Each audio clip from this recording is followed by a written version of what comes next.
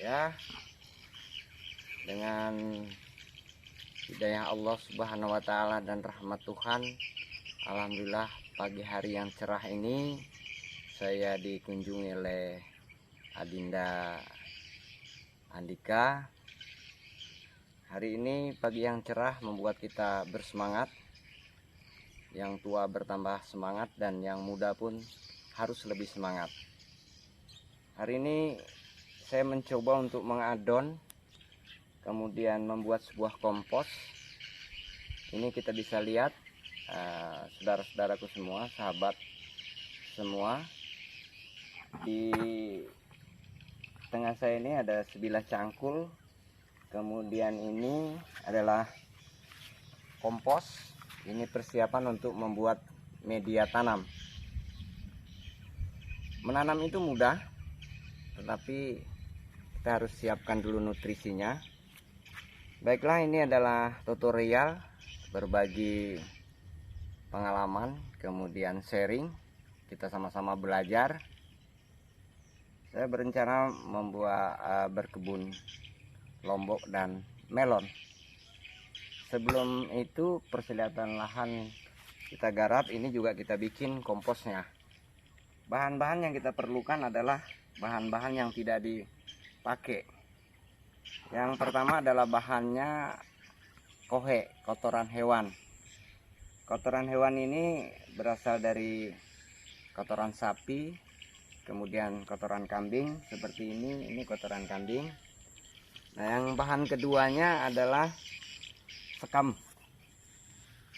Jadi sekam sangat mudah didapat. Kemudian serbuk gergaji juga sangat mudah didapat.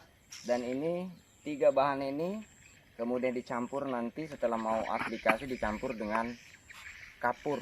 Bisa boleh menggunakan kapur dolomit. Coba, ini adalah proses pengadonan. Nah, kita bisa lihat bersama. Nah, ini mengeluarkan uap. Inilah proses pembuatan kompos. Bisa kita lihat uapnya. Ini belum bisa diaplikasikan. Jika kita genggam ini panas loh nih. Sampai 70 derajat. Jadi panas. Nah, bahan ini sudah 60% hampir jadi. Nah, karena ini sudah diadon, ini kita masukkan ini di bak semen. Kalau tidak ada semen boleh menggunakan kayu. Nah, ini habis itu kita tutup. Baiklah, saudara-saudaraku semua, sahabat, para generasi muda, jangan takut bertani. Karena di era globalisasi ini kita harus kreatif, inovatif, dan kita perangi kemalasan. Di samping kompos, mari kita lihat, saya juga membuat pupuk cair. Mari Mas Andika, kita masuk ke gudang. Siap.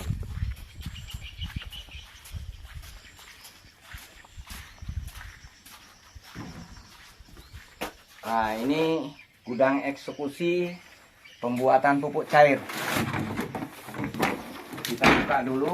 Ini sudah hampir jadi.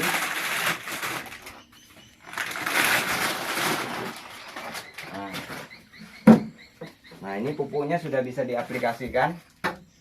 Bahan cair ini dibuat dari kencing kambing, kemudian air kelapa, kemudian di blender buah maja, kemudian buah-buah busuk. Jadi ini adalah sering kita sebut mall, tapi bukan mall yang gedung, tapi ini adalah mikroorganisme lokal. Jadi bisa kita ciptakan sendiri. Jadi ini ada 3 drum. Yang itu sudah tinggal selesai semua. Dan kemudian yang ini kita membuat 4. Pak Andika boleh lihat dekat. Nah, Ini M4-nya juga sudah selesai. Nah, bagaimana kita membuat M4 sendiri? Jadi saya mengambil bakterinya ini dari kantong usus besar sapi. Jadi itu kita angkat, kita masukkan, kita campur dengan yang ada di dalam itu tetes tebu, kemudian air kelapa dan tetes nira, sama kencing kambing. Dan ini diaplikasikan untuk daun, batang, dan daun. Nah, inilah kita mencoba membiasakan bertani organik. Jadi kita kembali ke zaman dulu. Jadi kita bertani organik, semua bahan ini diciptakan sendiri. Hari ini saya memang sudah bosan hidup malas. Jadi saya berpikir hidup malas tidak ada gunanya. Jadi kemalasan itulah penyakit yang paling berbahaya. Di Kabupaten Seruyan saya mencoba konsultasi dengan dokter, minta dibikinkan itu resep. Beberapa dokter termasuk spesialis angkat tangan, tidak mampu dia menyembuhkan penyakit malas saya itu. Nah, penyakit malas itu adalah bahaya. Yang pertama menyerang diri sendiri, menjadi malapetaka diri sendiri, dan juga menjadi malapetaka teman dan lingkungan di ada sekitar kita. Jadi perangi kemalasan, kita akan jadi orang sukses. Demikian, ini sekedar berbagi saja informasi. Mudah-mudahan bisa membangkitkan etos kerja kita yang rendah menjadi etos kerja yang super. Selamat mencoba. Dan ini juga kita akan kerjasama dengan Dinas Pertanian Kabupaten Seruyan, bagaimana mengkampanyekan bertani, berkebun dengan alami, dengan organik.